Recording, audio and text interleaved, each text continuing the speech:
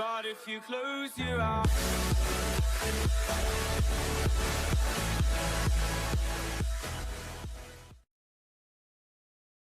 Hey guys, Gamer here and welcome back to another video. Now I am really sorry that I haven't done a video in so long now, but I have really missed YouTube and I did put a post on Twitter, but I'll explain everything at the end of the video because I don't want to waste your time.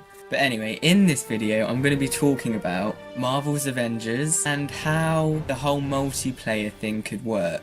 Because if this multiplayer is implemented really well, this could probably be one of the most popular Marvel games in all of history.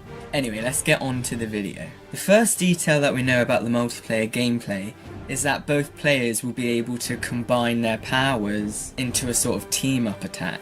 Now this is very reminiscent of Marvel Ultimate Alliance, and in MUA it was always different attacks for different combinations of characters, and I'm sure they would also do that in the Avengers project too. So for example, if one person's playing as Iron Man and the other one's playing as Cap, maybe we could do that classic Iron Man repulsor beam on the shield and then it reflecting off on everyone else. And just imagine how awesome that would look in a next gen AAA game. It would probably literally look like it's a scene from the MCU or something. Especially if they make it a semi sort of cutscene kind of thing. In fact, overall, the game does, at the moment, sound quite similar to Marvel Ultimate Alliance, but I'm sure it's definitely going to be a new and unique experience considering it's going to be AAA, and we're probably going to have a much more immersive third-person view, so like closer to the character, just like the Spider-Man PS4 camera. When we're actually fighting alongside another player, imagine it would kind of feel a bit like the Arkham games when we're fighting with allies. But obviously it would probably be a bit more intense and a bit more higher scale because we're playing with characters with a bit more power than that. So like imagine playing as Iron Man and then seeing Thor just absolutely obliterating a whole gang of enemies right next to you. And then if it's a boss fight, you can then have all those team-up attacks and go against them just like in the Arkham games too. Actually, that would also be very similar to the Spider-Man and Black Cat fighting in Spider-Man PS4 as well, and Silver Sable as well. It's also been said that there's actually going to be a whole co-op mode alongside a single-player story. Now this is probably a good thing because it means that the single-player story will be much more well-rounded and just feel a lot more natural.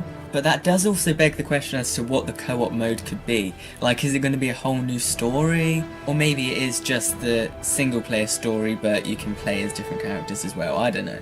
The thing that I would be most amazed by is if there will be co-op free roam. Just imagine how awesome it would be to be flying around as Iron Man and then see another player as Hulk jumping from building to building.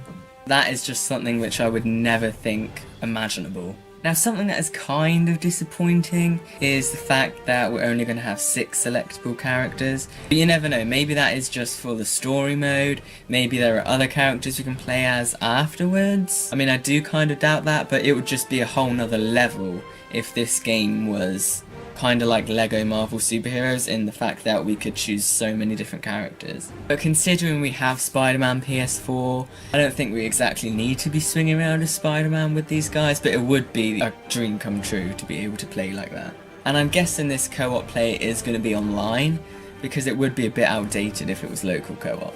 But overall, I'm just so excited to see how this plays out, and I cannot wait till E3 to see this showcased even more. Anyway guys, that is it for this video. Let me know what you think.